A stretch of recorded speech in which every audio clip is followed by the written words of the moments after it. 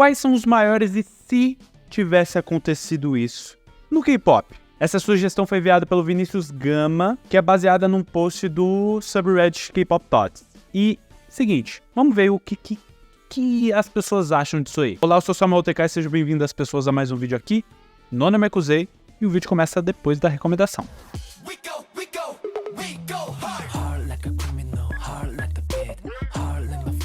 Nunca vou deixar de imaginar o que teria acontecido se o CLC realmente tivesse o comeback de Love and Rose ao invés da Cube fazer cagada. O que seria a cagada que essa pessoa tá falando? A música acabou sendo transferida para o debut do YZ-1. O YZ-1 foi formado pelo Produce 48 e aí acabou tendo reações mistas dos fãs do CLC porque era uma baita oportunidade. O YZ-1 conseguiu conquistar já o topo apenas com essa música. E para quem não sabe, o CLC sempre foi aquele grupo que tentava conseguir executar bem, mas não chamava tanta atenção lá na Coreia do Sul. Mas o público global estava sempre de olho nelas. E se você não tem aquele público doméstico, acaba sendo difícil de você sobreviver como um grupo. E é isso que a Cube viu até chegar no fim do CLC. Até então, fim, vai que elas voltam aí. Não saber o futuro aí, uma caixinha de surpresas. Mas de qualquer forma, o CLC sempre tentou conceitos variados. Eu acho que esse foi um dos maiores erros da Cube, ficar tentando coisas diferentes mesmo, funcionando algumas coisas, eles mudavam. Isso foi uma burrice tremenda. Mas a gente conseguiu conhecer talentos absurdos, pelo menos isso, né? E se o Bangchan tivesse debutado no GOT7? Ele ia ser o Maknae.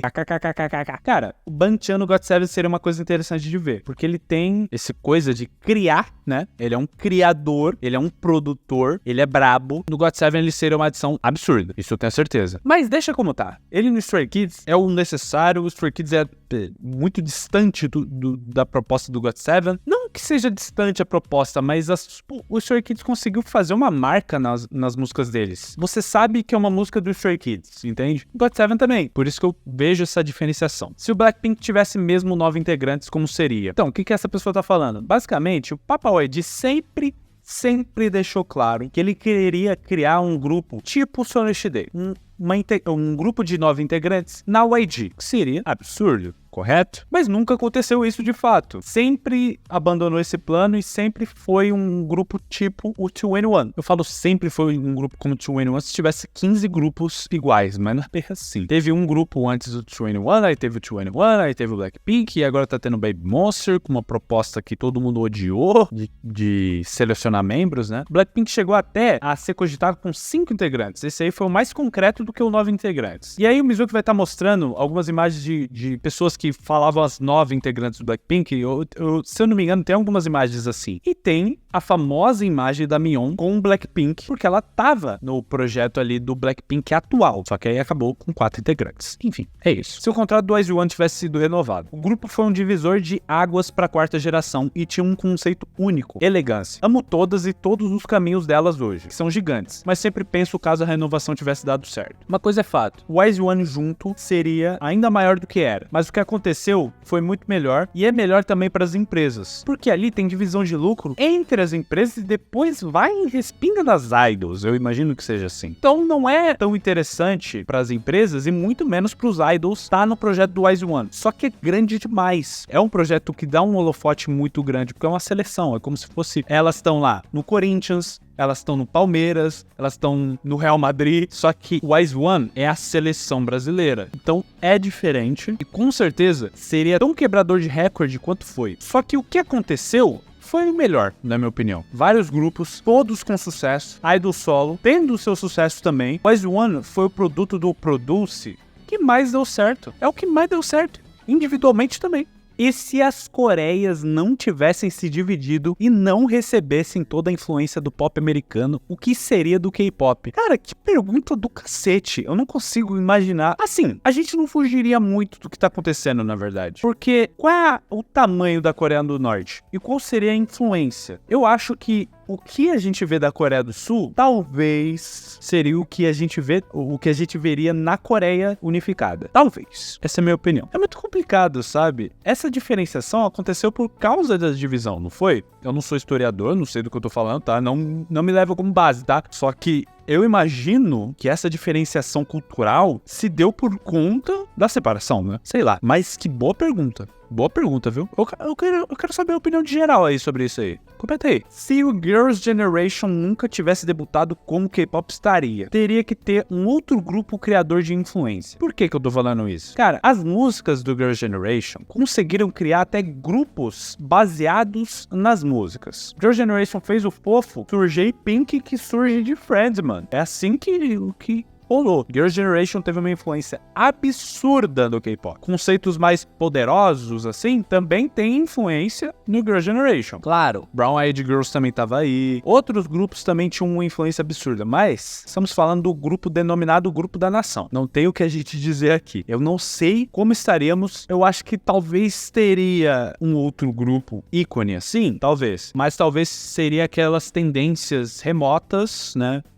Aconteceu no pop americano, demora 1 ou 2 anos, chega no K-pop, faz um estouro, tipo isso, tá ligado? E se o hit de Gangnam Style não acontecesse? O K-pop seria o fenômeno que é hoje se o Psy não lançasse essa música com uma batida chiclete, um passe de dança viciante, um clipe chamativo? O que seria do K-pop? Ele seria tão globalizado assim? Minha resposta é que sim. A gente só não teria um grande hit como o do Gangnam Style. Um grande hit não, um grande viral. O que o Gangnam Style fez foi impulsionar que já estava sendo criado ali. Em 2009, já estava acontecendo um grande boom do K-pop. E os grupos existiam. Em 2009, a gente já tinha Girls' Generation. Em 2009, a gente já tinha Big Bang, que são grupos que se tornaram virais também. A gente também teve, um ano antes do Gangnam Style, a pessoa que participou do Gangnam Style, a Hyuna, com Bubble Pop, também viralizou. Então, assim, seria globalizado como está sendo, porque esse é o plano do K-pop, ser globalizado. Mas eu acho que aconteceria as coisas como aconteceu hoje. Não do mesmo jeito, né? Porque aí a gente vai entrar,